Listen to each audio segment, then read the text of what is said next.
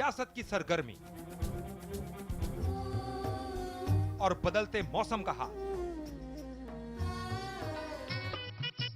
यानी देश की खबर परदेश में।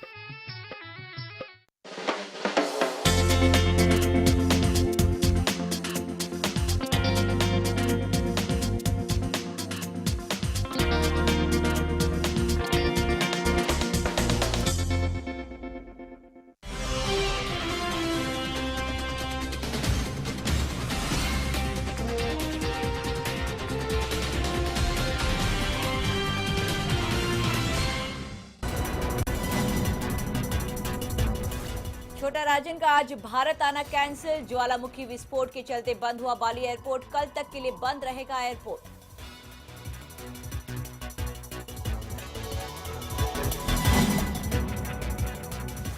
शिवसेना बीजेपी में अब कल्याण डोंबिवली मेयर पद को लेकर शिवसेना बीजेपी में झगड़ा। बीजेपी ने जताया हक तो उद्धव ने दी गठबंधन तोड़ने की धमकी।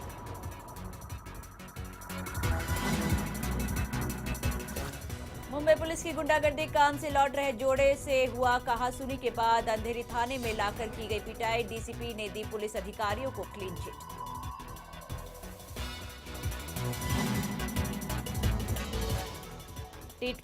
ट्वीट पर बवाल के बाद बीजेपी नेता विजय वर्गीय का यू टर्न। असहिष्णुता के मुद्दे पर बीजेपी नेता कैलाश विजयवर्गीय के हमले के बाद मुंबई हमलों के मास्टरमाइंड हाफिज सईद ने किंग खान को दिया पाकिस्तान के हमले का न्योता। और दिल्ली के उबर कैब के ड्राइवर की महिला अफसर से बदसलूकी। विरोध करने पर बेटी के साथ उतारा रास्ते पर। कंपनी को खबर ही नहीं।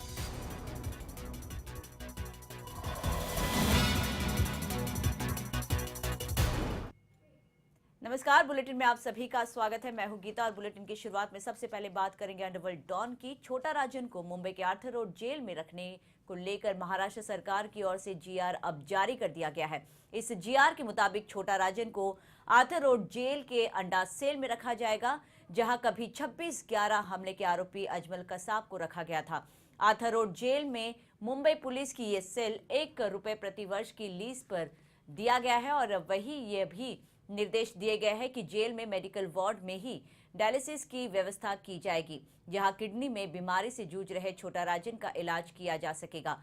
वही सुरक्षा के मद्देनजर छोटा राजन की वीडियो कॉन्फ्रेंसिंग के जरिए कोर्ट में पेशी होगी। छोटा राजन ने बाली में मीडिया से बात करते हुए मुंबई में अपनी जान का खतरा बताया था और इसके बाद ये सारे इंतजामात किए गए हैं। आपको बता दें कि कल जिस तरह से छोटा राजन ने कुछ पुलिस अधिकारियों के दाऊद इब्राहिम से मिले होने की बात का खुलासा किया था और इसके बाद देवेंद्र फडणवीस का ये बयान आया था कि मुंबई में छोटा राजन को लाने की हर मुमकिन कोशिश की जा रही है और इसी कड़ी में सुरक्षा के लिहाज से भी पूरी व्यवस्था छोटा राजन को दी जाएगी। और इसी कड़ी में आज महाराष्ट्र सरकार की ओर से ये जीआर जारी किया गया है, जिसमें ये सारी जानकारी सरकार की ओर से दी गई है कि छोटा राजन अगर मुंबई पुलिस के हवाले कर दिया जाता है तो उसकी सुरक्षा को लेकर यहाँ पर पुख्ता बंदोबस्त आर्थर रोड जेल में कर दिया गया है। आपको बता दें कि आर्थर रोड जेल में अजमल कसाब के लिए खास तौर पर यह अंडा सेल बनाया गया था, जहां पर पूरी तरह से सुरक्षा व्यवस्था को ध्यान में रखते हुए इस पर काम किया गया था और अभी इसी अंडा सेल में छोटा राजन को भी रखने की बात महाराष्ट्र सरकार की ओर से की जा रही है। लेकिन अब तक ये तय नहीं हो पाया है कि अगर छोटा राजन को भारत लाया जाता है तो क्या उसे मुंबई पुलिस के हवाले कर दिया जाएगा या नहीं, क्योंकि मुंबई में ही 71 मामले छोटा राजन के खिलाफ दर्ज है।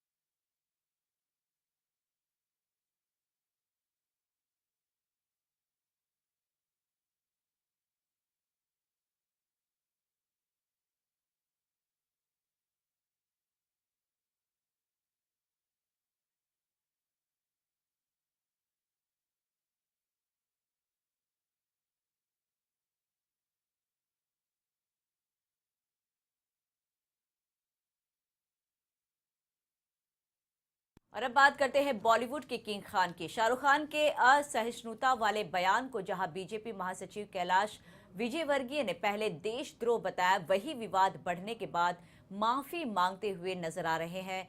विजय वर्गीय। और आपको बता दें कि उन्होंने अपना बयान अब वापस ले लिया है। विजय वर्गीय ने इस बाबत ट्वीट किया था कि अगर भारत में असहिष्णुता होती है तो अमिताभ के बाद शाहरुख सबसे अधिक लोकप्रिय होते।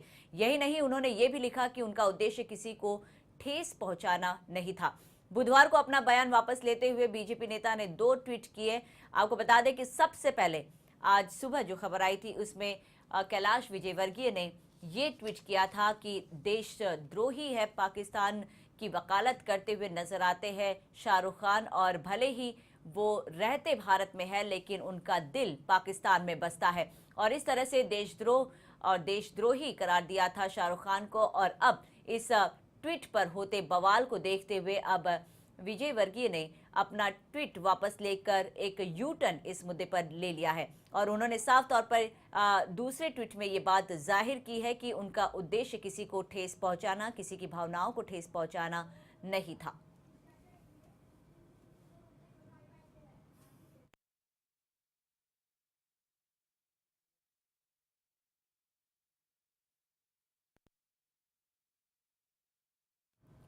बीजेपी महासचिव कैलाश विजयवर्गीय के बॉलीवुड सुपरस्टार शाहरुख खान को देशद्रोही कहने के बाद अब कांग्रेसी नेता दिग्विजय सिंह ने बीजेपी और प्रधानमंत्री नरेंद्र मोदी पर जोरदार हमला बोला है। दिग्विजय ने ट्वीट करके विजयवर्गीय के बयान के लिए प्रधानमंत्री मोदी से मांग की है कि वे शाहरुख खान से खुद माफी मांगे। कांग्रेस नेता ने यह भी साफ कहा कि शाहरुख, चिंता करने की कोई जरूरत नहीं, हम आपके साथ हैं।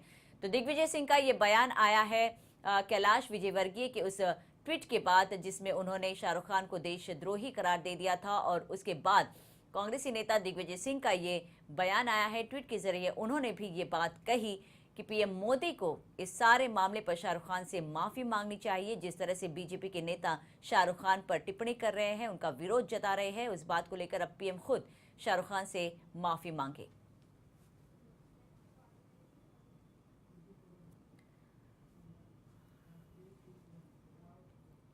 तो असहिष्णुता पर देश भर में चल रही बहस के बीच एक नया विवाद सुलग गया। असहिष्णुता पर बॉलीवुड के बादशाह शाहरुख खान के बयान और उन पर बीजेपी नेता कैलाश विजयवर्गीय के हमले के बाद उन्हें मुंबई हमलों के मास्टरमाइंड हाफिज सईद ने पाकिस्तान में रहने का न्योता दे डाला है।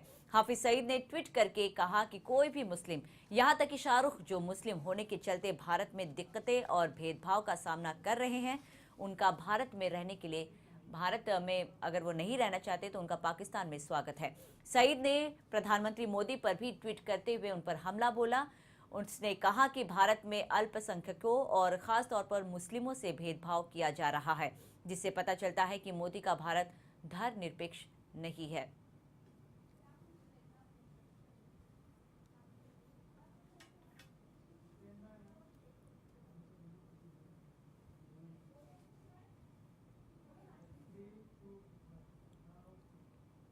और अब बात करते हैं मुंबई के दहिसर इलाके की। दहिसर चेकनाका पर ट्रक और डंपरों में लगातार की जा रही ओवरलोडिंग के खिलाफ भारतीय कामगार कर्मचारी महासंघ के कार्यकर्ताओं ने जोरदार आंदोलन प्रदर्शन किया।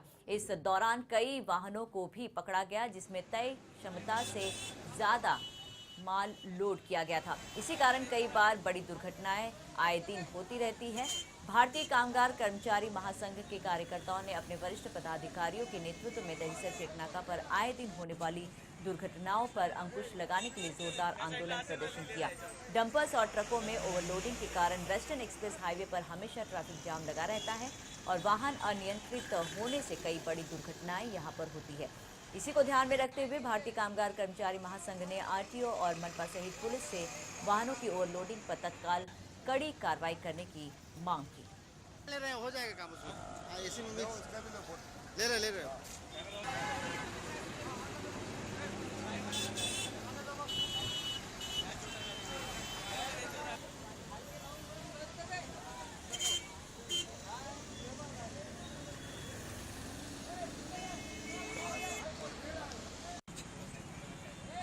देखा जाता है कि नियम कानून को ताक पर रखकर ट्रक और डंपर जो होते हैं वहां पर तय सीमा से ज्यादा सामान लोड किया जाता है और यही वजह होती है कि कई बार इस तरह के ट्रक और डंपर्स के शिकार आम जनता हो जाती है और एक बड़ी दुर्घटना घट जाती है जिसमें कई मासूमों की जान भी चली जाती है। लेकिन इतनी गंभीर समस्या को अब भी कोई भी गंभीरता से नहीं लेता।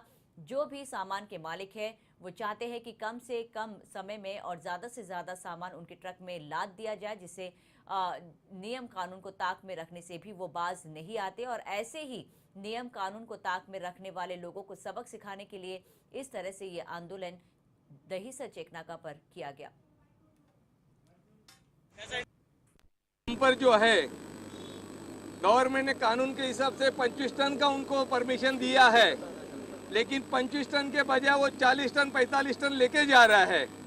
उनके वजह से रोड पे अपघात भी हो रहा है, कई लोग यहाँ तो मृत्युमुखी भी पड़ गए हैं। और हम लोग छोटे छोटे ट्रक वाले हैं, उनका नुकसान भी हो रहा है। हम छोटे ट्रक वाले हैं वो 25 टन बराबर कानून के हिसाब से भरते हैं, और ये जो बड़े बड़े डंपर वाले हैं वो कानून तोड़ के हफ्ता दे के आरटीओ को हफ्ता दे के है। मैं जानबूझ के मीडिया के सामने बोल रहा हूँ, क्योंकि भरा हुआ ओवरलोड डंपर अगर हमने आरटीओ को पकड़ के दिया, लेकिन हमारे सामने आरटीओ ने उसको छोड़ दिया। हमारे कार्यकर्ताओं का और वो आरटीओ का इतना झगड़ा हुआ, उनको बता रहे हैं कि बाबा ये है, और उसकी वीडियो क्लिप हमारे पास है। बाद में लोगों का अगर वार्ता तीव्र विरोध होने के बाद वो आरटीओ यहाँ से भाग गया है। और हमारा आंदोलन ऐसा ही रहेगा, कंटिन्यू चालू रहेगा। एक दिन के लिए आंदोलन नहीं है। हम लोग कभी भी बीच में हफ्ते में 1-2 बार ऐसे ही आंदोलन करेंगे और हमारा न्याय हम लोग मिला के ही रहेंगे। आरटीओ को हमने लेटर भी दिया है, इसके पहले भी हमने कई बार उनको लेटरबाजी की है। आरटीओ को दिया है, महानगर पालिका को दिया है, पुलिस स्टेशन को दिया है। पुलिस स्टेशन अपना काम तो निभा रहे हैं बराबर, वो तो यहाँ हमें प्रोटेक्शन देने के लिए और जो शांतता प्रस्थापित करने के लिए उन लोग यहाँ हैं। मेन जो काम है वो आरटीओ का है और म्युनिसिपालिटी का है। म्युनिसिपालिटी ने किसका ट्रक कौन से साइड से यहाँ पे भर के लिया है, वो साइड के ऊपर भी म्युनिसिपालिटी ने कार्रवाई करना चाहिए। लेकिन महानगर पालिका और आरटीओ ऐसे कोई कारवाई करती नहीं है।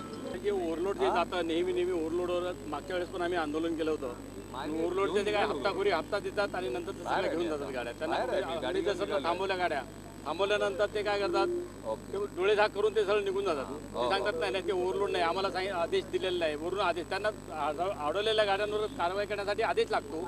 आणि जर समजा आमच्या गाड्या जर जात असतील, त्या ओव्हरलोड नसतात, अंडरलोड असतात, तरी त्या गाड्या अडवण्यासाठी त्यांना विचारण्याची गरज पडत नाही। पण प्रत्येक वेळेस ते काय बोलतात की आम्हाला फक्त वरून आम्हाला आदेश यायला पाहिजे, म्हणजे ओव्हरलोड असेल तर त्यांना आदेशाची हे करावं लागतं। नाही कारवाई करतच नाही, कारण ते हप्तेखोरीप्रमाणे झालेली होती। आमचं असंच आंदोलन झालं होतं, त्यावेळेला कारवाई केली त्यांनी, आंदोलन केलं आणि जर कारवाई केली तर एका ट्रक मागे 16-17 हजार रुपये ते लोक चार्ज मारतात। पण जे हप्ता देत नाहीत, म्हणजे आम्ही आज युनियनवाले आहोत, युनियनवाले जेव्हा आम्ही हप्ते देत नाहीत तेव्हा आमच्या गाड्यांवर चार्ज नेमकं जाणून बुजून मारणार। मग त्याच्यामध्ये अर्धा टन जरी जास्त असला तरी ते लोक चार्ज मारणार। आमचं म्हणणं आहे, आम्ही असं कायद्याला पकडून न चालत आहे की 25 टनच इकडे तिकडे, कारण ज्या साईडवरती कुठेही वजन काटा नसतो अशा ठिकाणी अर्धा टन 1 टन जास्त भरला जातो। पण 40 टन 45 टन जर असा जर ओव्हरलोड जर ट्रक आणि डंपर जर भरून निघाले तर मग सामान्य माणसाने, सामान्य जे सगळे छोटे डंपर वाले त्यांनी करायचं काय? हम लोग उधर ही कलेक्टर ऑफिस में भी आंदोलन करेंगे। या आयुक्त जो है परिवहन आयुक्त की यहाँ कार्यालय पे जाके सब पूरी डंपर लेके जाएंगे, उधर खड़ा कर देंगे हम। आपका विरोध सिर्फ डंपर के खिलाफ है या अन्य सभी गाड़ियों के? अन्य सभी गाड़ी के ऊपर जो ओवरलोड जो आते हैं ना, उसी के ऊपर हम लोग कार्रवाई करेंगे, क्योंकि उसकी वजह से रास्ते ब्रेक हो रहा है, बड़े बड़े ब्रिज भी खराब हो रहे हैं। इसके लिए हम लोग उसके ऊपर आंदोलन करने वाले। तो देखा आपने किस तरह से ओवरलोडिंग के चलते यहाँ पर ये विरोध प्रदर्शन किया गया, लेकिन देखना होगा कि इस विरोध प्रदर्शन के बाद भी प्रशासन कब जागता है। और यहाँ लेंगे एक छोटा सा ब्रेक के बाद भी खबरें जारी रहेंगे, बने रहे हमारे साथ।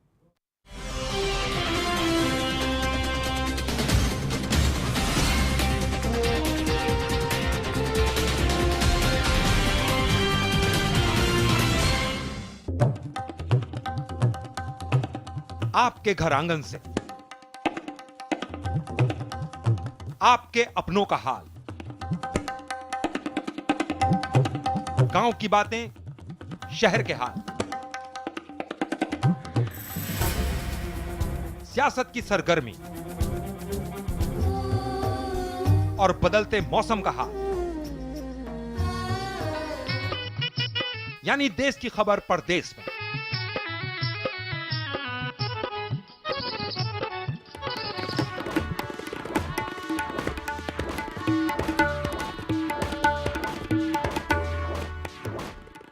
पूर्वांचल एक्सप्रेस।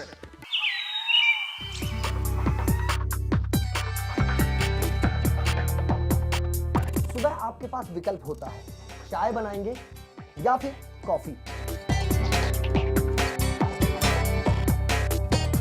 कपड़े नीले या फिर सफेद, लेकिन मेरे पास कोई विकल्प नहीं है।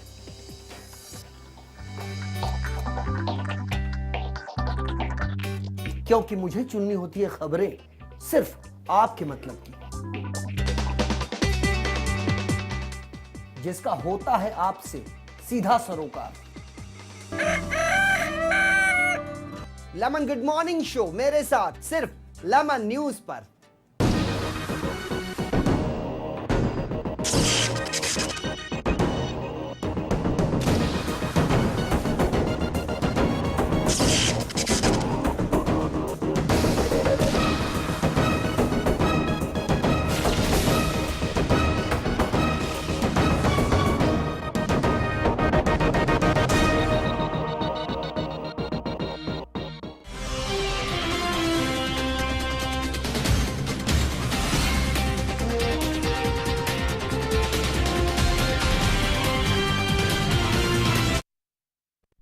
ब्रेक के बाद एक बार फिर से आप सभी का स्वागत है और अब बात करते हैं केडीएमसी चुनाव में हो रहे जोड़-तोड़ की राजनीति की। जी हां, सत्ता के लिए जोड़-तोड़ की राजनीति शिवसेना में अब शुरू हो चुकी है और अब जादुई आंकड़े के जुगाड़ में सारे दिग्गज जुट गए हैं। ऐसे में शिवसेना की नजर मनसे पर है और महापौर बनाने और गठबंधन करने को लेकर शिवसेना के रुख पर अभी भी सस्पेंस बना हुआ है। जहां एक और मनसे विकल्प है तो शिवसेना के पास, तो वही दूसरा शिवसेना बीजेपी के नेताओं में गठबंधन को लेकर नरमी देखने को मिल रही है। शिवसेना के मुखपत्र सामना में पार्टी की ओर से ये संकेत मिल रहे हैं कि सत्ता के लिए शिवसेना बीजेपी का साथ जरूर लेगी। आपल्या सर्वांच्या माध्यमातून कल्याण डोंबिवलीकरांना खास धन्यवाद देतो आहे, कारण एकूणच सगळा जो काय धुराळा उडाला होता, कल्याण डोंबिवलीची रणधुमाळी झाली, त्या रणधुमाळीच्या पार्श्वभूमीवर कल्याण डोंबिवलीकरांनी भरघोस आशीर्वाद शिवसेनेला दिलेले आहेत। मी अत्यंत नम्रतापूर्वक त्या आशीर्वादांचा स्वीकार करतोय आणि त्यांना मी सांगतोय, वचन देतोय की ज्या कामांची परंपरा आम्ही गेली 20 वर्ष सांभाळलेली आहे, जी कामं आम्ही विकासाची करत आलेलो आहोत, तीच परंपरा आम्ही पुढेही चालू आणि येत्या 5 वर्षात कल्याण डोंबिवलीला आणखीन चांगल्यात चांगलं शहर बनवू, हे माझं त्यांना वचन आहे। हे कळेल ना, शेवटी असं आहे की भारतीय जनता पक्ष जर का त्यांच्या मार्गाने पुढे जाणार असेल, आणि मला तुम्ही आता सांगितलं ना, दानवेंनी असं स्टेटमेंट केलं की ते त्यांचा महापौर करतील, याचा अर्थ त्यांना आमच्यासोबत यायचं नाही आहे। याचा अर्थ सरळ आहे की त्यांना शिवसेनेसोबत यायचं नाही। बघूया, अजून मला त्याच्यावरती मला ताणाताणी काय आता करायची नाही आहे। त्यांचा मार्ग त्यांनी सांगितलेला आहे, आमचा मार्ग आम्हाला खुला आहे। तो केडीएमसी में समर्थन को लेकर मनसे नेता नितिन सरदेसाई ने कहा कि समर्थन को लेकर अभी कोई चर्चा किसी से नहीं हुई है और जो भी फैसला होगा वो राज ठाकरे करेंगे। साथ ही उन्होंने ये भी कहा कि पार्टी अभी ये विचार विमर्श करेगी कि कमी क्या हुई कि इतने कम नगर सेवक मनसे के चुनकर आए। इन सभी मुद्दों पर नितिन सरदेसाई और नवनिर्वाचित नगर सेवक से खास बातचीत की हमारे संवाददाता प्रदीप शर्मा ने।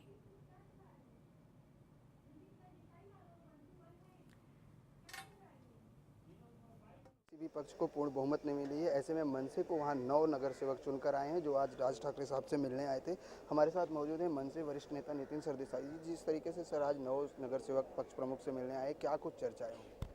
पहिली एक चूक थोडीशी मी दुरुस्त करेन। 9 मनसेचे नगरसेवक आणि त्यांच्याबरोबर एक पुरस्कृत अपक्ष असे 10 नगरसेवक आमच्याबरोबर आहेत। त्या सगळ्यांनी आता राजसाहेबांची भेट घेतली, त्यांचे आशीर्वाद घेतले आणि राजसाहेबांनी त्यांना मार्गदर्शन केलेलं आहे। पुढचे निर्णय पक्षाच्या भूमिकेप्रमाणे जे काय ते राजसाहेबच घेतील, परंतु या सगळ्यांनी जास्तीत जास्त चांगलं काम करून जो त्यांच्यावरती नागरिकांनी विश्वास टाकला आहे तो त्यांनी सार्थ ठरवावा, एवढंच त्यांना आता साहेबांनी मार्गदर्शन केलेलं आहे। सर, जिस तरीके से बात की जाए, पिछली बार अगर हम देखें तो 27 नगर सेवक थे, इस बार 9, तो पक्ष में क्या कुछ इस पर विचार विमर्श होगा? नाही, त्याच्या संबंधाने काय अधिक आपली कामगिरी कशी चांगली करता येईल या संबंधाने आम्ही आमच्यामध्ये विचार विनिमय करून जास्त चांगली कामगिरी कशी होईल यासाठी सातत्याने प्रयत्न करत राहू। क्या 9 नगर सेवक जैसे आपने बताया, इससे पक्ष प्रमुख जो है संतुष्ट है? नाही, एखादी संख्या कमी झाल्यानंतर त्याची काय कारण आहे ती शोधणं आनंद वाटण्याचा अर्थातच काही नाही आहे, परंतु आज जे 9+1 नगरसेवक झालेले ते अगोदरच्या ज्या 2 निवडणुका झाल्या त्याच्यापेक्षा परफॉर्मन्स चांगला राहिलेला आहे. त्यामुळे ही आता परत मनसे नव्याने जोमाने सुरुवात करण्याची एक सुरुवात आहे असं त्या दृष्टीने मी याच्याकडे बघतो. जिस तरीके से बात की जाए समर्थन को लेकर चर्चाएं चल रही हैं, क्या मनसे शिवसेना के साथ जाने का ऐसा कुछ निर्णय लिया गया या कोई ऐसा कुछ आया है, आप लोगों से चर्चा शुरू है? असा कुठलाही निर्णय आत्तापर्यंत झालेला नाही आहे किंवा अशा पद्धतीचा कुठलाही प्रस्ताव कुठल्याच पक्षाकडून आमच्याकडे आलेला नाही. ज्यावेळेला असा कुठला प्रस्ताव येईल त्यावेळेला त्याच्या संबंधाने पक्षाची भूमिका काय असेल याचा योग्य निर्णय राजसाहेबच घेतील. धन्यवाद हमसे बात करने के लिए. हमारे साथ कुछ नगर सेवक भी हैं जो उनसे बात करते हैं. आप लोग आज यहाँ पर पक्ष प्रमुख से मिलने आए थे, क्या कुछ मार्गदर्शन किया गया? नाही, पब्लिकने लोकांनी तुमच्यावर विश्वास जो टाकलेला आहे ते सार्थ सरांनी साहेबांनी काही इंस्ट्रक्शन दिलेले आहेत की कामं करा, लोकांची मनं जिंकला, मतं पडतील, बदल होईल भविष्यात या गोष्टीचा. ताई, आपसे जानना चाहेंगे कि कितना कठिन रहा, क्योंकि सभी पार्टियां वहां पर थी और किसी को पूर्ण बहुमत नहीं मिला. आप लोग 9 और 1 अपक्ष लेकर 10 नगर सेवक आए हो, क्या लगता है किस तरह की चुनौती होगी और आज क्या कुछ राज ठाकरे ने आप लोगों को मार्गदर्शन किया? आम्हाला काय कष्ट नाही झाले तुम्ही जसं बोलताय ते, बस साहेबांचा विश्वास होता आमच्यावर म्हणून आम्ही पुढे आलोय आज आणि तेच आम्ही लोकांचे मनं त्याचप्रमाणे आम्ही जिंकलोय.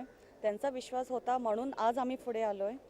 ये थे मनसे के नगर सेवक जिन्होंने आज राज ठाकरे से मुलाकात की और साफ तौर से इनको ये बताया गया है और अब तक पार्टी को समर्थन को लेकर कोई भी निर्णय नहीं और ना ही कोई चर्चा शुरू है. जैसे ही कोई निर्णय आएगा तो उसका फैसला जो है पक्ष प्रमुख राज साहब ठाकरे करेंगे. कैमरामैन अकरम अंसारी के साथ प्रदीप शर्मा, लेमन न्यूज, मुंबई. बढ़ती महंगाई से हर कोई परेशान है और यही वजह है कि महंगाई का मुद्दा शिवसेना नेता रामदास कदम ने कैबिनेट में उठाया. उन्होंने कहा कि महंगाई से लोगों को निजात दिलाने की पूरी कोशिश की जा रही है शिवसेना की ओर से. आज कॅबिनेट होती आणि शिवसेनेचे पक्षप्रमुख माननीय उद्धव साहेब ठाकरे यांनी आम्हाला सगळ्या कॅबिनेट मंत्र्यांना आदेश दिले होते की डाळीचे भाव कमी करण्यासंदर्भातली चर्चा पहिल्यांदा झाली पाहिजे आणि मग कॅबिनेटचे निर्णय काय असतील तुमचे ते घ्या आणि अगोदर चर्चा होत नसेल तर आपण सगळेजण बाहेर पडून या अशा पद्धतीचा निर्देश आणि आदेश पक्षाने आम्हाला दिले होते. तशा पद्धतीनं आम्ही 5ही मंत्र्यांनी शिवसेनेच्या एक पत्र आम्ही मुख्यमंत्र्यांना दिलं आणि कॅबिनेटचे विषय चालू होण्याच्या अगोदर पहिल्यांदा डाळीचे भाव हे कमी करण्यासंदर्भातली चर्चा व्हावी अशा पद्धतीची मागणी केली. तसं पत्र मुख्यमंत्र्यांना दिलं. मुख्यमंत्र्यांनी तात्काळ चर्चा मान्य केली आणि मला सांगायला आता अतिशय आनंद होतोय की चर्चेनंतर उद्यापासूनच डाळीचे भाव हे फक्त 120 रुपये किलोप्रमाणे असतील. उद्याच व्यापारी असोसिएशनच्या माध्यमातून डाळ विक्रीचा निर्णय होईल आणि 120 रुपयापेक्षा जे व्यापारी किरकोळ दराने भाव अधिक घेतील 120 पेक्षा त्यांच्यावरती कडक कारवाई करण्याचा निर्णय देखील आज झालेला आहे. आणि म्हणून महाराष्ट्राच्या जनतेला एक चांगला दिलासा डाळीच्या स्वस्ताबाबत आज निर्णय झाला आणि उद्धवजींनी आदेश दिल्याप्रमाणे त्याची अंमलबजावणी करण्याचं काम शिवसेनेच्या सगळ्या मंत्र्यांनी देखील केलं. चलिए बढ़ते अब अगली खबर की और बात करते हैं मुशर्रफ की. आतंकियों को ट्रेनिंग देकर कश्मीर में भेजने का दावा करने वाले पाकिस्तान के पूर्व राष्ट्रपति परवेज मुशर्रफ ने अब शिवसेना पर एक बार फिर से हमला बोला है और दादरी कांड पर भी बयान दिया. पाकिस्तान के पूर्व सैन्य तानाशाह ने पाकिस्तान के एक टीवी चैनल को दिए इंटरव्यू में कहा कि शिवसेना के मुद्दे को संयुक्त राष्ट्र में ले जाना चाहिए, ये हुकूमत का काम है. उन्होंने शिवसेना को उग्रवादी संगठन बताते हुए कहा कि इसे आतंकी संगठन घोषित कर देना चाहिए. पाकिस्तान में हाल ही में शिवसेना को आतंकी संगठन घोषित करने की मांग हो चुकी है.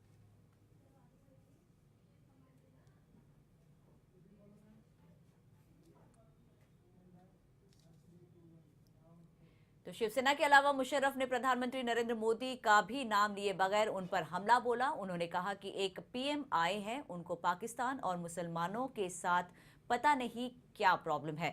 मुशर्रफ ने यह भी कहा कि हमने डील बीजेपी और कांग्रेस दोनों के साथ की है और उन्होंने कहा कि वो समझते हैं कि मसला दोनों पार्टी का नहीं है, इंडिविजुअल का इशू है. और दादरी में गोमांस की अफवाहों में मारे गए 1 लाख के मामले पर भी मुशर्रफ ने कहा. उन्होंने कहा कि गाय को काटने को लेकर एक शख्स को पीट पीट कर मार डाला.